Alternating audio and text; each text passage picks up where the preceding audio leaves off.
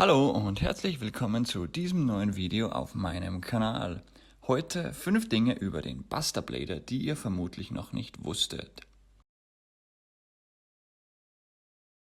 Der Buster Blader wurde im TCG erstmals im Oktober 2002 in Pharaoh's Servant veröffentlicht.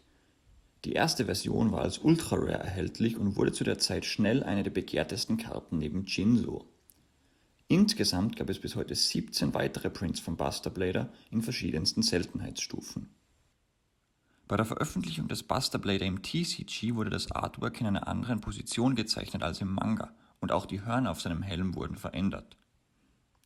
Im Jahr 2008 erschienenen 10 Years Anniversary Pack wurde das Artwork dieser Karte komplett abgeändert und mit einem anderen Farbschema versehen. Die Hörner auf seinem Helm ähneln hier wieder seinem Artwork aus dem Manga. Ein sehr schönes Detail in diesem Artwork ist außerdem der Schatten eines Drachenschädels, der im rechten unteren Abschnitt der Karte zu sehen ist.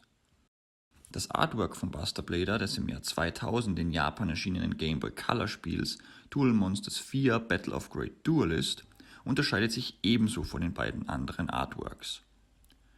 Für den ein oder anderen alteingesessenen Fan des Anime ist Dungeon Dice Monsters vielleicht noch ein Begriff. Auch hier gibt es ein alternatives Artwork von Buster Blader in einer abgeänderten Position, wobei sich die japanische von der englischen Version nur in der Größe des Bildausschnitts unterscheidet.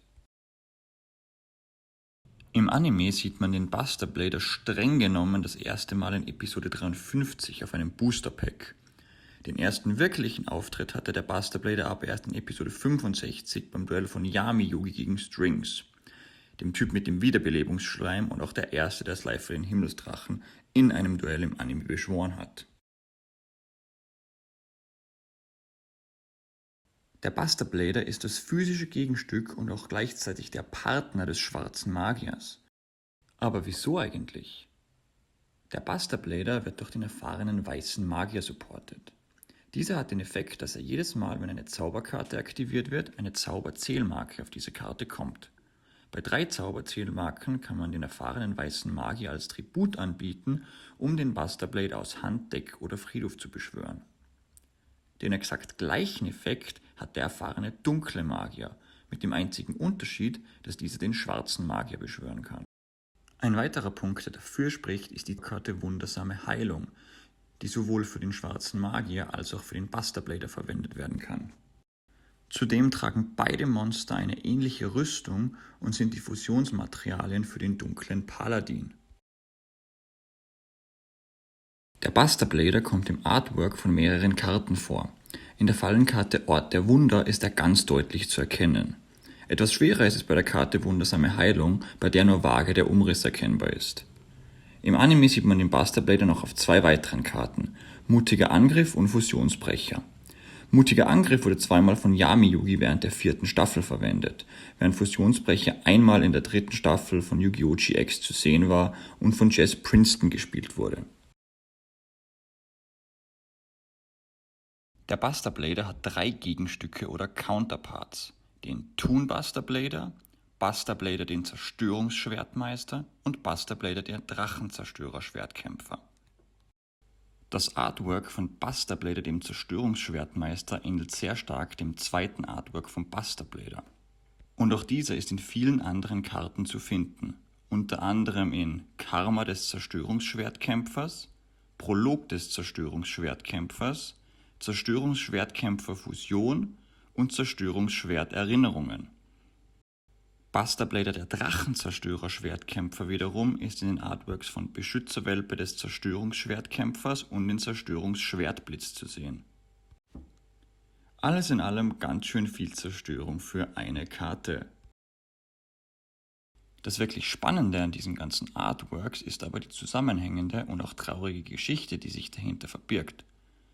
Diese Geschichte werde ich aber in einem separaten Video behandeln. Wenn auch du diese Geschichte hören möchtest und wissen willst, was der Buster-Drache dabei für eine Rolle spielt, empfehle ich dir, meinen Kanal kostenlos zu abonnieren, um keine weiteren Videos mehr zu verpassen. So, genug der Eigenwerbung, kommen wir zum letzten Punkt. Der Effekt des Buster Bladers scheint speziell darauf ausgerichtet zu sein, den weißen Drachen mit eiskaltem Blick zu kontern.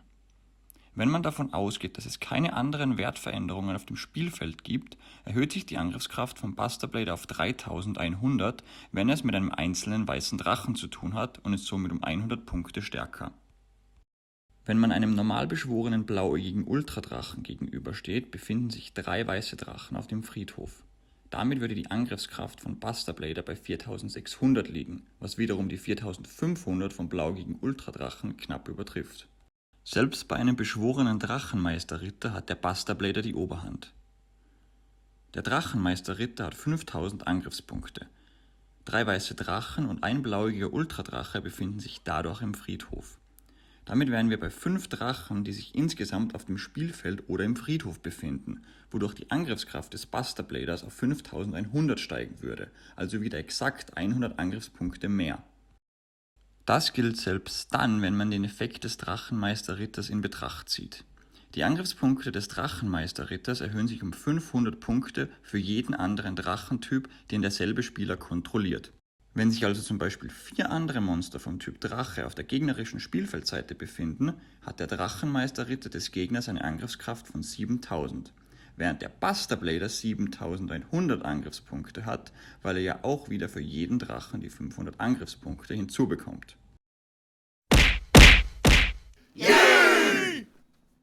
Das waren sie, die 5 Punkte über den Buster Blader, die ihr vermutlich noch nicht wusstet. Falls euch das Video gefallen hat, lasst sehr gerne eine Bewertung für mich da.